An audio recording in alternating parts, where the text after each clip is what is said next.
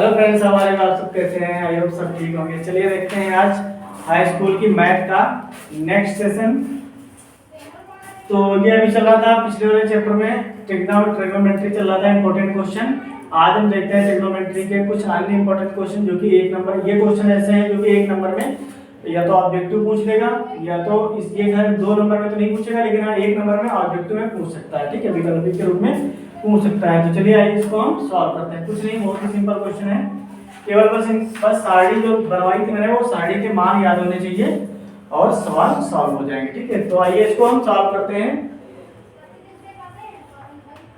तो साइन 60 का मान कितना होता है? साइन 60 का मान होता है अंडर रूट 3/2 इंटू कॉस 30 का मान कितना होता है? अंडर रूट 3/2 प्लस साइन 30 का मान कितना होता है? 1/2। कॉस 60 का मान कितना होता है? 1/2।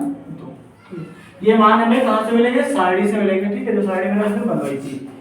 तो अंडर रूट 3 गुणा अंडर रूट 3/2 दूनी 4 प्लस 1 गुणा 1/4। ये क्या हो जाएगा?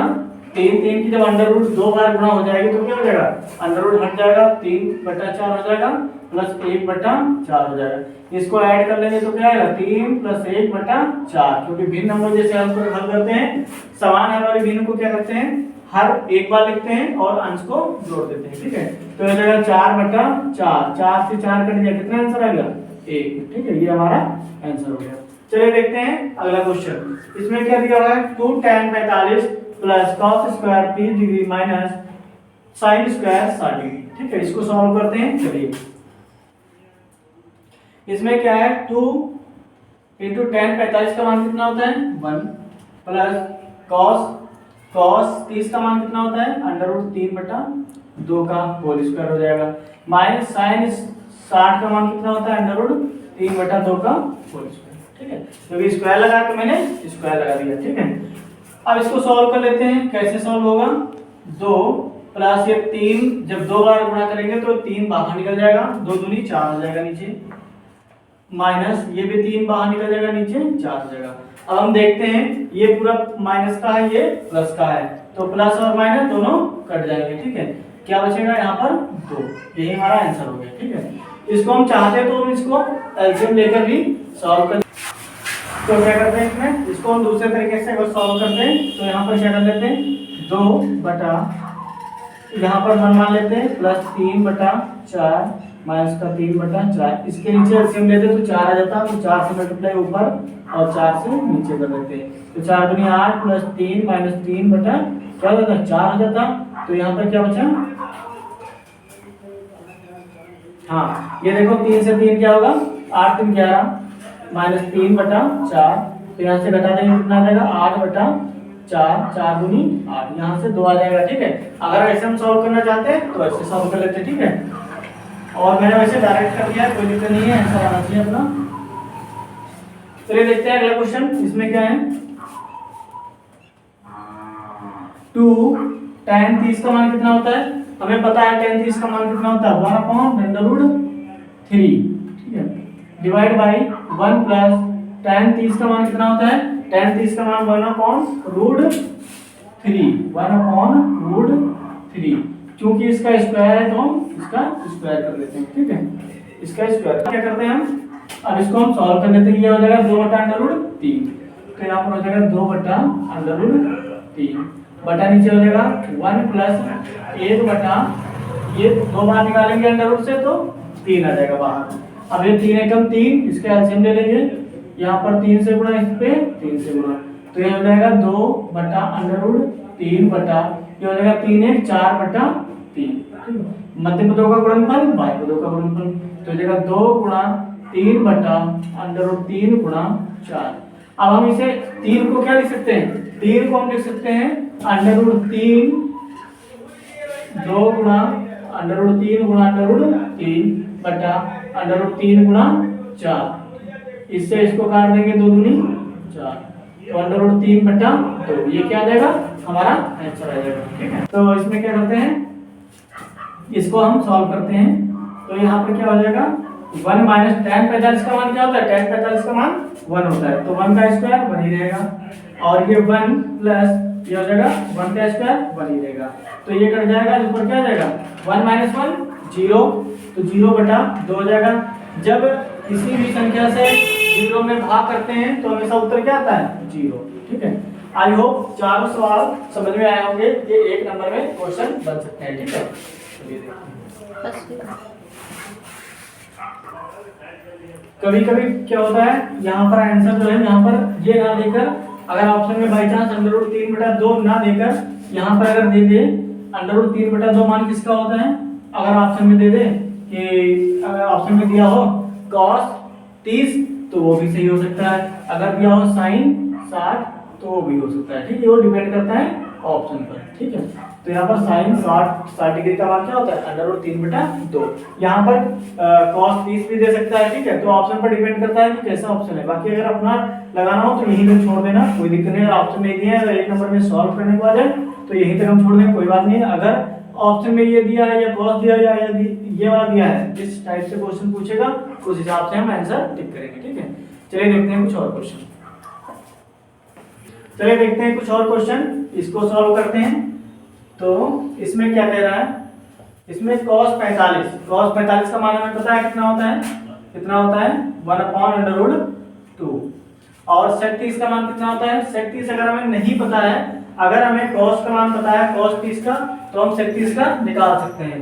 क्यों, क्योंकि sec 30 बराबर क्या होता है 1/cos 30। ठीक है, तो यहाँ पर क्या होगा 1/cos 30 का मान क्या होता है √3/2, तो ये हो जाएगा 2/√3। ठीक है, तो इसका मान हमें पता है। हाँ, तो चलिए देखते हैं sec 30 का मान क्या होता है 2/√3 प्लस cosec 30 का मान क्या होता है, cosec 30 का अगर नहीं पता है तो cosec थीटा का मान क्या होता है 1/sin 30, 1/sin थीटा होता है, तो sin 30 हो जाएगा। sin 30 का मान कितना होता है, sin 30 का मान होता है 1/2, तो क्या हो जाएगा 2 हो जाएगा। ठीक है, तो यहाँ पर 2 लिख देते हैं। ठीक है, तो ये इसको हम सॉल्व कर लेते हैं। तो इसको हम सॉल्व कर लेते हैं, क्या आएगा यहाँ पर कर लेते हैं।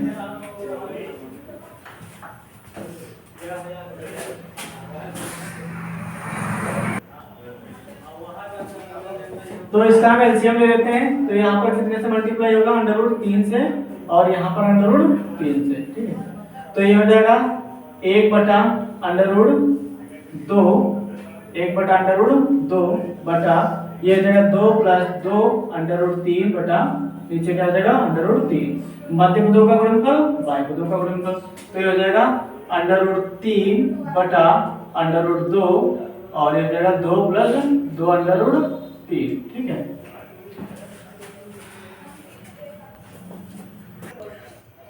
तो इसमें क्या करते हैं, हम इसके कॉन्जुगेट से मल्टीप्लाई करते हैं। तो इसमें हो जाएगा 2 - 2 √3 बटा 2 - 2 √3, इसके कॉन्जुगेट से गुणा करते हैं, मतलब इसके विपरीत चिन्ह से। ठीक है, तो √3 2 - 2 √3 बटा ये हो जाएगा 2, और ये क्या हो जाएगा 2 का स्क्वायर माइनस 2 √3।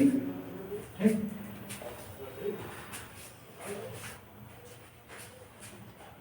यहाँ पर क्या हो जाएगा, ये हो जाएगा हमारा 2 √3 माइनस का 2 गुणा 3 बटा नीचे क्या हो जाएगा √2, और यहाँ पर क्या हो जाएगा 4 माइनस 2 दूनी 4 या 12। अब यहाँ पर कैसे सॉल्व करेंगे, ये हमारा हो जाएगा इधर 2 √3 माइनस 6 बटा ये हो जाएगा माइनस का 8 √2। अब हम क्या करते हैं, यहाँ √2 से ऊपर √2 से ऊपर और √2 से नीचे मल्टीप्लाई कर देते हैं। ठीक है, तो यहाँ पर क्या होगा, ये हो जाएगा, इसमें से 2 कॉमन ले लेते हैं, कोई दिक्कत नहीं है। √3 माइनस का ये हो जाएगा तुम्हारा, ये हो जाएगा 3 बटा ये नीचे हो जाएगा माइनस का 8 और गुणा ये 2 बाहर निकल जाएगा। ठीक है, ये हो जाएगा तुम्हारा 2 √2। अब इसको हम क्या करेंगे, 2 से कट करते हैं, देखते हैं 2 से 2 कट हो गया, अब कितना बचा √2 अंडर रूट 3 माइनस 3 बटा नीचे क्या बचा माइनस का 8, ठीक है। तो यहाँ पर क्या करते हैं हम इसके फिर कॉन्जुगेट से गुणा करते हैं, कितनी बार करना पड़ेगा, पहले इसके मल्टीप्लाई कर लेते हैं अंदर, 3 दूनी 6 माइनस का 2 अंडर रूट 3 बटा नीचे क्या हो जाएगा माइनस का 8, माइनस का 8। अब इसमें से माइनस कॉमन ले लेते हैं, ठीक है। तो माइनस कॉमन ले लेंगे तो क्या हो जाएगा 2 अंडर रूट 3 माइनस का अंडर रूट 6 बटा माइनस का 8, माइनस से माइनस कट जाएगा, ये आ जाएगा 2 under root 3 minus under root 3 बटा 8, ठीक है। ये हमारा आंसर हो जाएगा, ठीक। आई होप ये क्वेश्चन बहुत ही अच्छा क्वेश्चन है, समझ में आया होगा।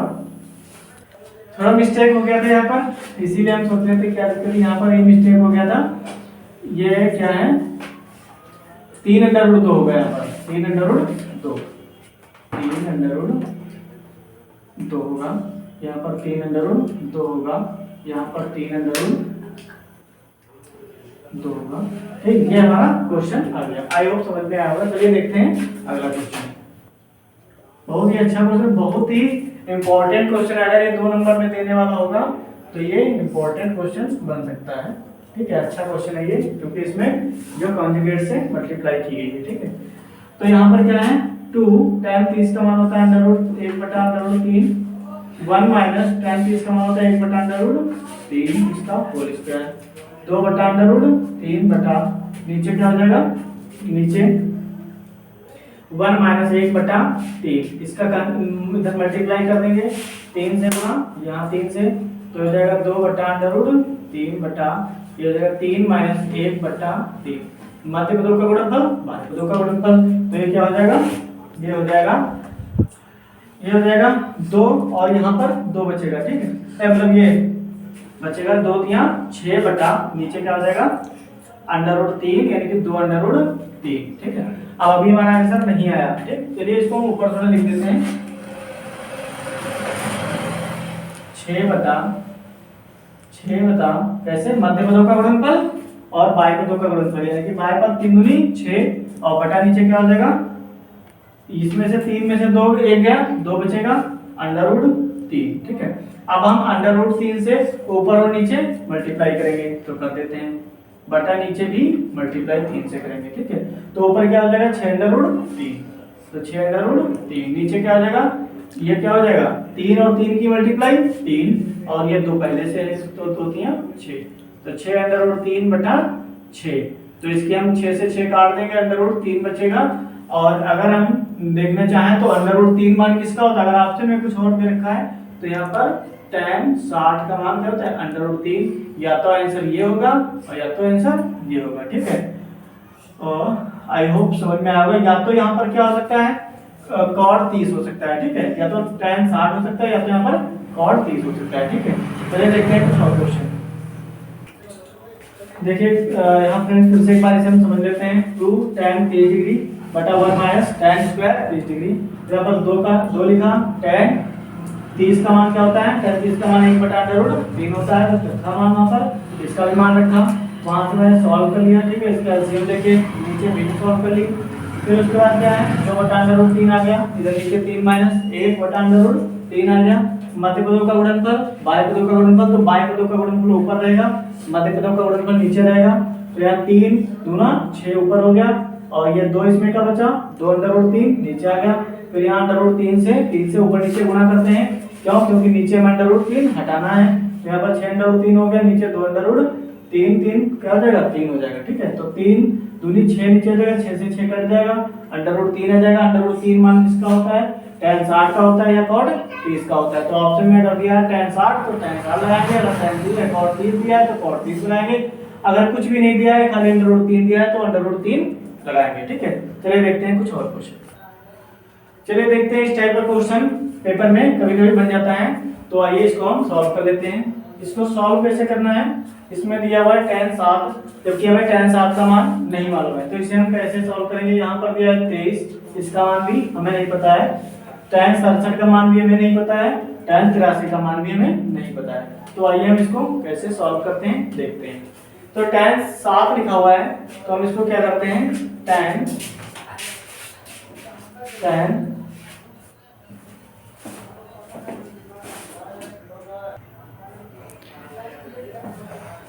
चलिए इसमें देखते हैं tan 60 डिग्री का मान नहीं पता है, ठीक है कोई बात नहीं, इसको हम ऐसे लिख देते हैं।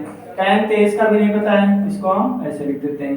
लेकिन tan 60 का तो हमें पता है कितना होता है √3, और tan 67 का हमें नहीं पता है, तो इसे हम क्या लिख सकते हैं tan 90 - 23 डिग्री। और 83 को क्या लिख सकते हैं, यहाँ पर हम ले लेते हैं बायां पक्ष, जिसे हम कहते हैं LHS कहते हैं। तो इसको हम क्या करते हैं, यहाँ पर tan 83 है, tan 83 को क्या लिख सकते हैं 90 - 7, 90 - 7, ठीक। अब क्या करेंगे, इसको हम tan 7 है तो tan 7 ही दिखा देते हैं, गुणा tan 23 है तो tan 23 इंटू √3 है तो √3। यहाँ पर tan 90 - थीटा क्या होता है cot थीटा, तो यहाँ पर क्या हो जाएगा tan का cot हो जाएगा, cot कितना हो जाएगा 23, तो कितना हो जाएगा cot 23, ठीक। और यहाँ पर cot 23 हो जाएगा, ऐसे यहाँ पर कितना हो जाएगा cot 7 डिग्री हो जाएगा, ठीक है। अब आइए इसको हम क्या करते हैं, इसको tan, तो यहाँ पर हम क्या करते हैं, इसे हम देखते हैं कि या तो हम tan को कन्वर्ट कर लें या तो cot को कन्वर्ट कर लें, क्योंकि cot थीटा बराबर 1/tan थीटा होता है।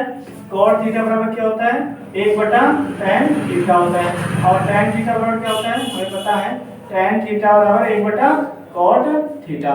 तो किसी ना किसी एक को हम कन्वर्ट कर लेते हैं, ठीक है, सेम बना लेते हैं, वो थोड़ा वो डिफरेंट कर लेते हैं, क्योंकि देखो अगर हम tan को 1/cot लिखेंगे तो 1/cot 7 हो जाएगा, ठीक है, 1/cot 7, इसको हम लिखेंगे तो 1/cot 23 हो जाएगा, ठीक है, 1/cot 23। तो इनको हम पास लिख लेंगे cot 23 degree into cot 7 degree into √3। अब क्या करते हैं, cot से cot कैंसिल हो जाएगा, और cot 23 से cot 23, cot 7 से cot 7, क्योंकि ऊपर नीचे कैंसिल कर सकते हैं।